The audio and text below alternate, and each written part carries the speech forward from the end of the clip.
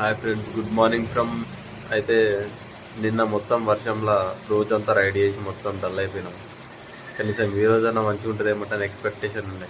ఈరోజు మంచిగా ఉంటే చుట్టుపక్కల ఆల్ ప్లేసెస్ ఎక్స్ప్లోర్ చేద్దామనే ఐడియా ఉండే. కాకపోతే మార్నింగ్ లేచి చూస్తే దరిద్రం ఎట్లా వెల్కమ్ చెప్తుందంటే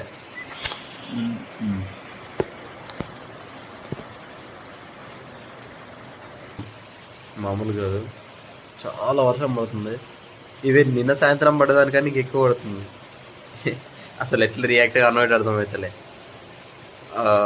120 కిలోమీటర్స్ 100 కిలోమీటర్స్ ఆన్ నుంచి నిన్న మొత్తం వర్షంలో రైడ్ చేసి మళ్ళీ వర్షం అంటే అమ్మ నాతో కాదు.